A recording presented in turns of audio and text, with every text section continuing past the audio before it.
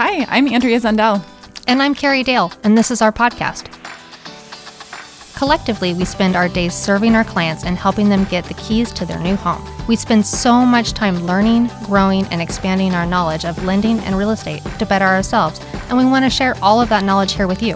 We will explore everything you need to know about housing and lending. How much of a house can I really afford? What are closing costs? And what the heck is an escrow account? Do I really need a real estate agent? How can I beat out other buyers in this super competitive market? Is this house priced right? These chats are a collection of key information we all need to get into a new home. And this is the Key Collection Podcast. Hello, and welcome back to the Key Collection Podcast. Today, Andrea and I are sitting down with Stacy Condello from Ticor Title. She is going to talk to us about everything escrow and answer all of our questions. Stacy, we are so glad that you're here with us. Thank you for having me. Yes. Can you kick us off by sharing a little bit about how you got started in escrow? Sure. In 2005, I was purchasing a home, and in the closing room with the escrow officer signing papers, she said to me, "You may be good at this if you would think about changing careers in the future." And I thought about it for a little while, and the Monday through Friday kind of sounded good to me coming from retail management.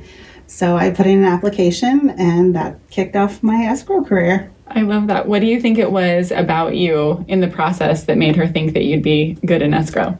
Probably organization and attention to detail, which is what keeps us successful in the escrow business. Yeah. And how many years ago was this? 17. So it was 17 in May. Okay. I'm working on 18. So clearly you like it. I do. I think I'm just crazy enough to manage it. Yes. Well, it sounds perfect, though, because it sounds like you have all the experience you need to share with us and answer a lot of our questions we have today. I hope so. Yeah. Well, so tell us, first off, what does an escrow agent do? Overall, escrow is a neutral third party that helps to facilitate a transaction. Primarily, we're talking about a purchase transaction, so somebody selling or buying. And we prepare the documents in order to transfer title, and then we'll disperse the funds for the seller or the realtors, any parties that are due to be paid outside of the closing. Okay. So can you give us kind of general on, you get a purchase or a contract comes to you and you're instructed to open escrow. What are some of the first steps that you take? So when we receive a purchase agreement, we review all the terms in the contract, the buyer and the seller and the sales price and the property address. And we'll do a brief search at the county to make sure that the property belongs to the person on the contract selling it. Important. That's a first step for sure. Then we'll order the title report and make contact with the parties to let them know that we're handling the transaction. And at that time, we'll collect some necessary information, email addresses, phone numbers, preferences, things like that. Mm-hmm. Great. So what is title insurance? Title insurance is a protection or an assurance to the buyer and the lender that what it seems to be is what it is. So who owns it, what might be recorded against the property, basically just letting the buyer feel comfortable that they have a marketable product, something that they can own and feel comfortable in maybe selling or refinancing in the future. So then is a property deemed insurable based on what's found in the prelim or the preliminary title report? Yes. Okay. So anything that is recorded on the property or previous owners will show up on the title search. At that time, anything that may inhibit the buyer from a clear product, we would, as escrow, address with either the buyer or seller and help to clear those items. Mm-hmm. If they're not able to be cleared, then an attorney may have to come in. But most times we're able to work with the buyer and seller to clear the title. Can you give us an example of like some of the most common things you see that might come up? In reports where the owner is deceased, often there are times that more work needs to be done, maybe by an heir. Recently, I had a transaction where the parties didn't realize they needed a probate, so that delayed closing a little bit until that process was able to be handled. Oftentimes, bankruptcies aren't all the way satisfied or settled, and so the party that had the bankruptcy may need to take some extra steps, again, to get something that may have been paid cleared. Okay. Common items on the title report are current loans or mortgages, child support or spousal support, and those items are usually cleared pretty easily with the help of the buyer or the seller.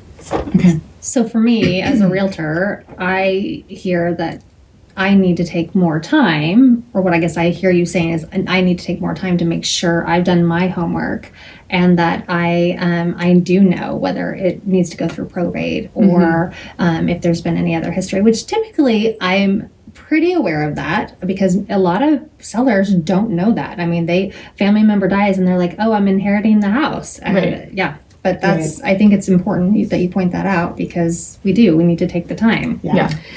So as a buyer seller, do I have to have title insurance? You don't have to have title insurance. Certainly we recommend it, but we can't prepare the documents without a product of title insurance. So it's an inexpensive product that lasts the entire term of, entire time you own the home or that you have the loan.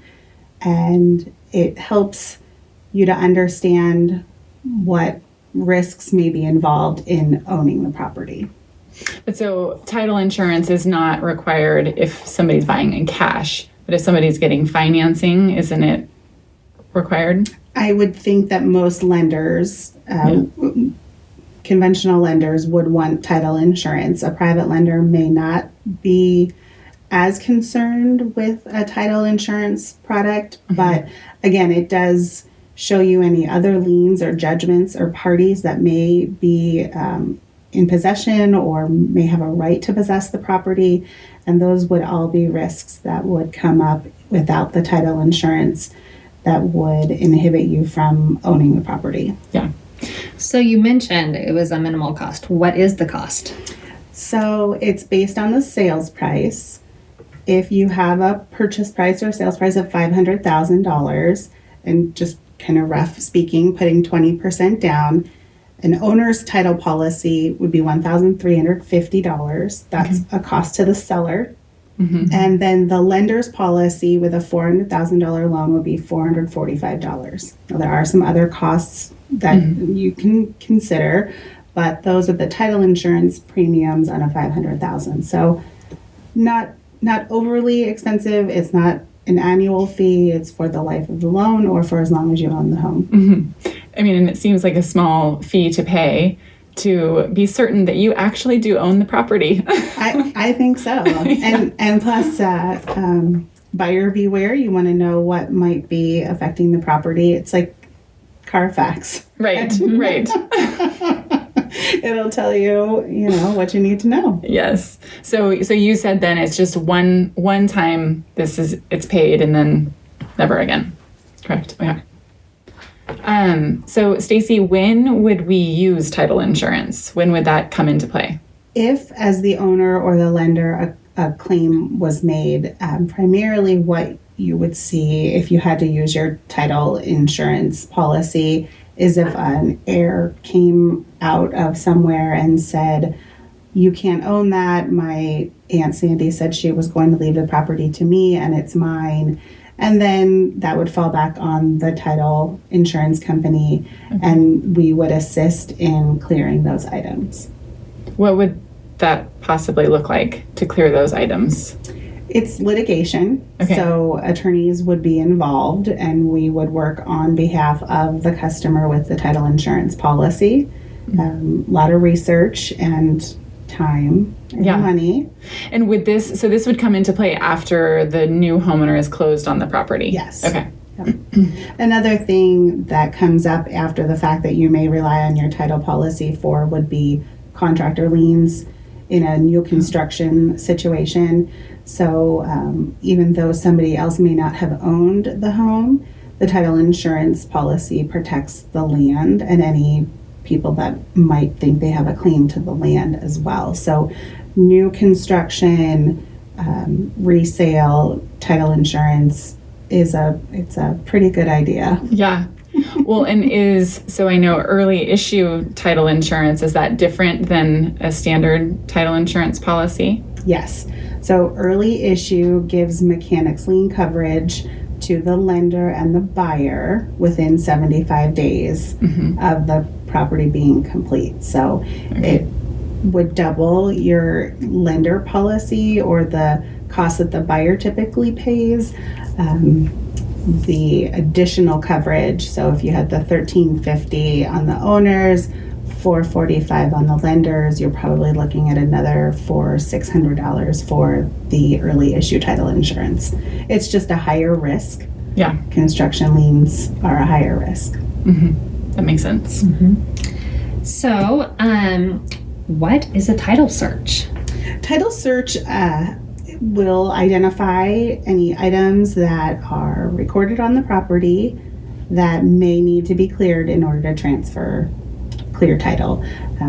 We touched on some of those briefly: current mortgages, any judgments, lien searches or homeowners association. The title search will show all of those items, and escrow will receive demands and pay those items at closing.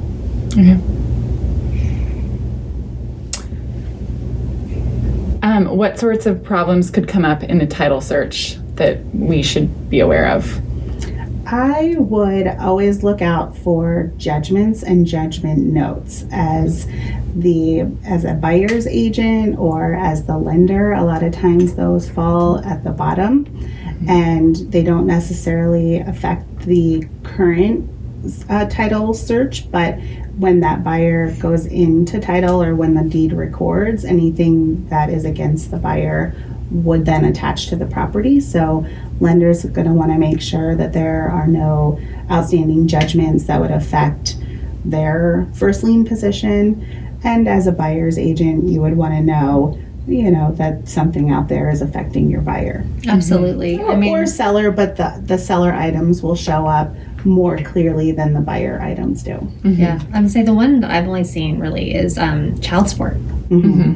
So, and it always kind of catches people off guard on either side. Why is that on there?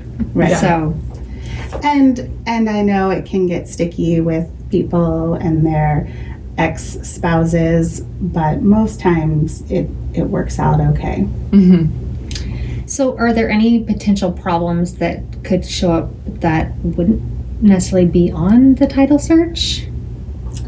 Well, we can only disclose in the title search what we find of record. So we do collect an affidavit from the seller at closing that touches on points that may not be recorded, like other parties in possession, any changes in taxes that they may have been alerted to, but it hasn't been recorded nowhere for us to find it. And then again, heirs and devisees, people that maybe don't show up anywhere along the line, but think that they have a right to the title or an interest in the property. That's good. So you're still covering yourself. You're at least asking Absolutely. the questions and Yeah. So another topic that comes up often is about an escrow account. So can you explain what that is? Sure. So again, escrow, mostly neutral third party. It's a company or a person that collects and holds funds until certain agreements are met. So in the case of a purchase agreement, we hold the deed and then buyer's funds until everyone is in agreement with the mutual instructions, and then we transfer the title and we transfer the money. When you're talking about an escrow account for a loan, the lender or servicer on their behalf is going to hold the funds to pay the taxes and or insurance for the buyer going forward. And so the buyer pays into that.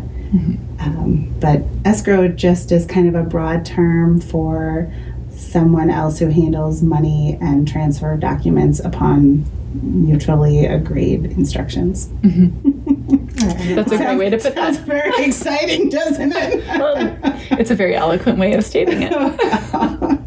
So another question I hear a lot is why don't we know, actually this is a question for both of you, why don't my buyers know exactly how much cash they need to bring to closing until basically the day? Unfortunately, it does happen like that sometimes. The whole process is a collaboration between escrow, lending, title, and the realtors.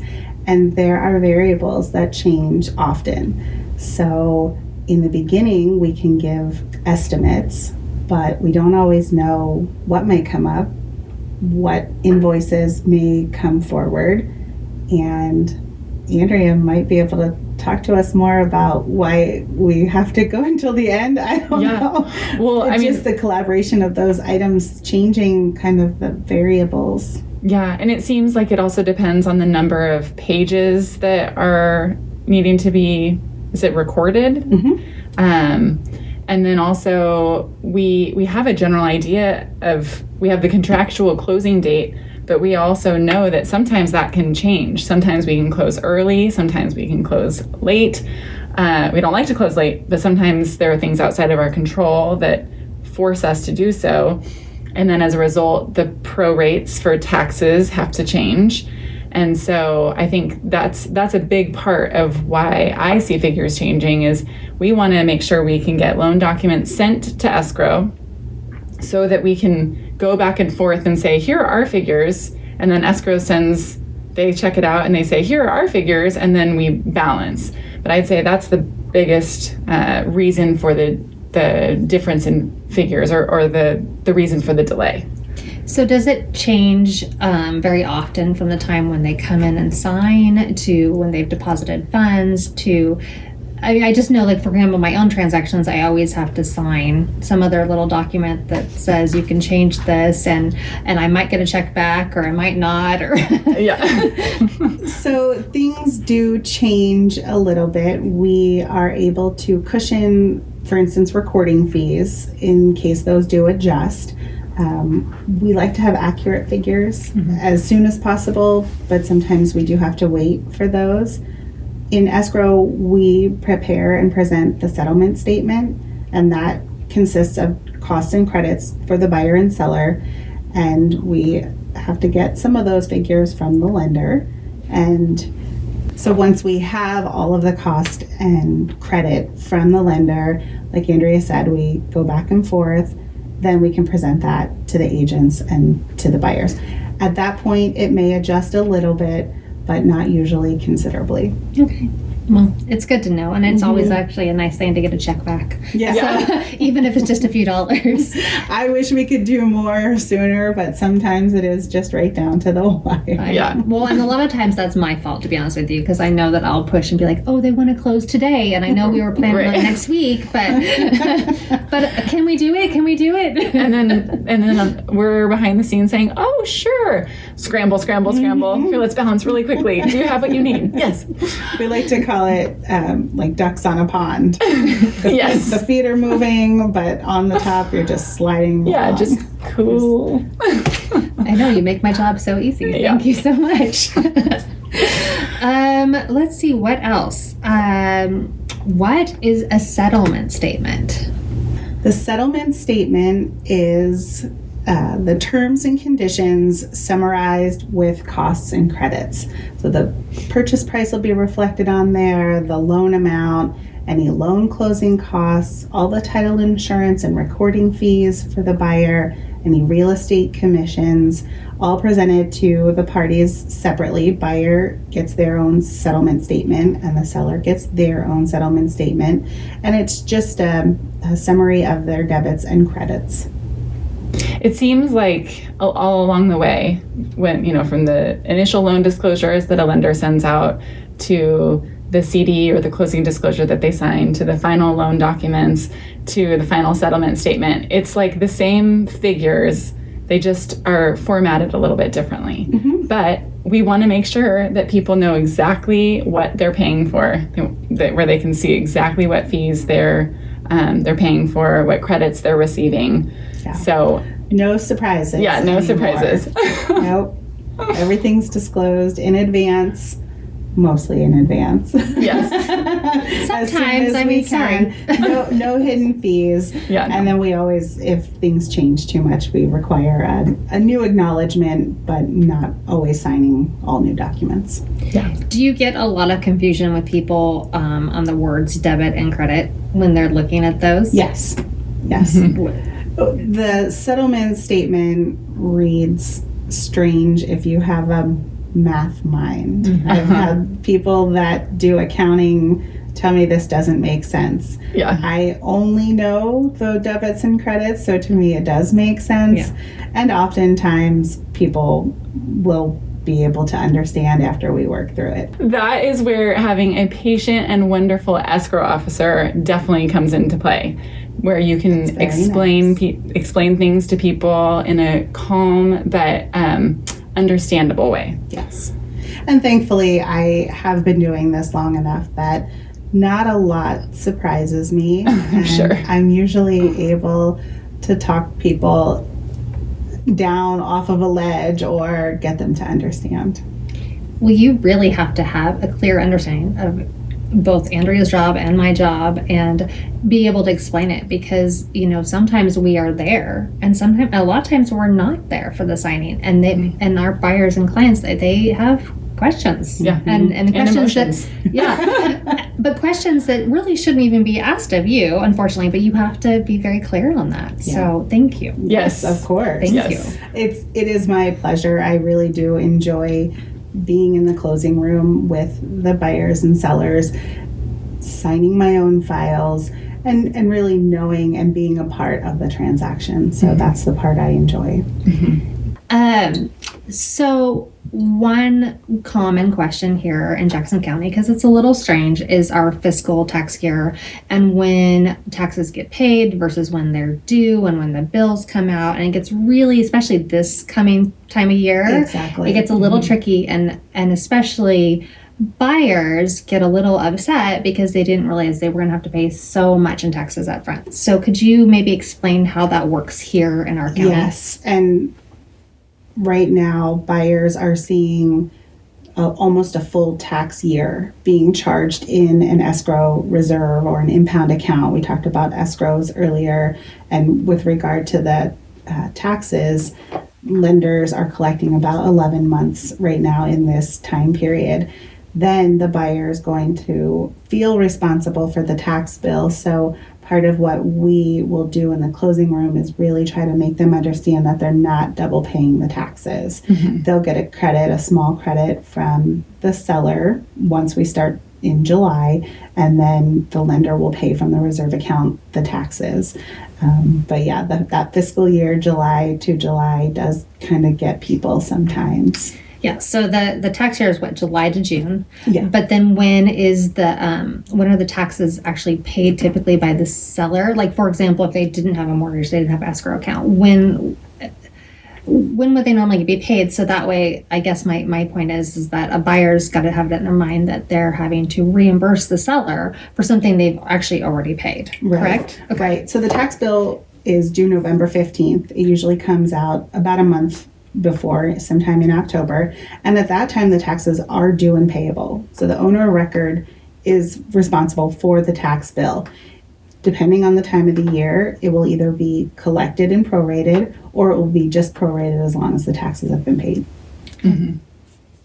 Yeah, I do think that's a confusing topic with buyers.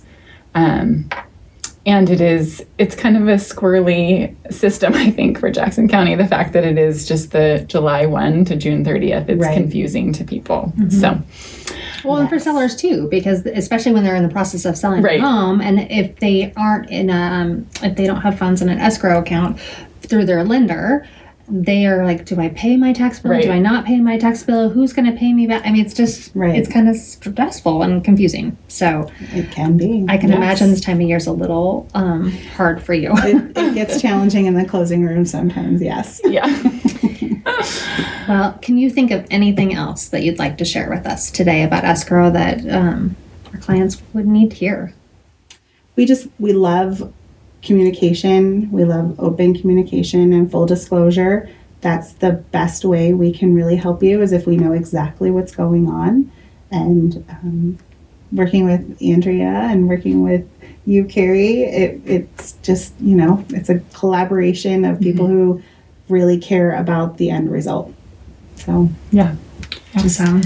Yep. Well, Stacy, thank you so much You're for joining welcome. us today. We Thanks really, for having really me. appreciate it. Yes. you. We've learned so much, and I'm sure our clients have learned a lot just by listening to you.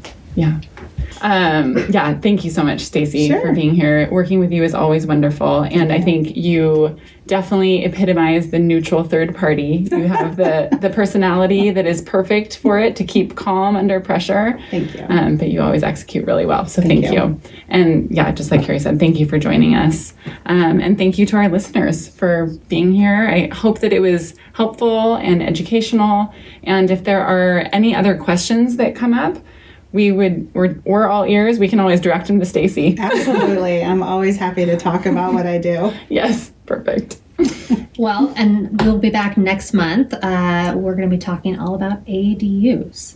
Which stands for Accessory I can't talk. Accessory dwelling unit, or ARUs as they're referred to in other Yeah. places. But in the meantime, if you have any questions or other topics that you want to hear about, reach out, let us know, and we will set that up for following episodes. yeah. Thank you.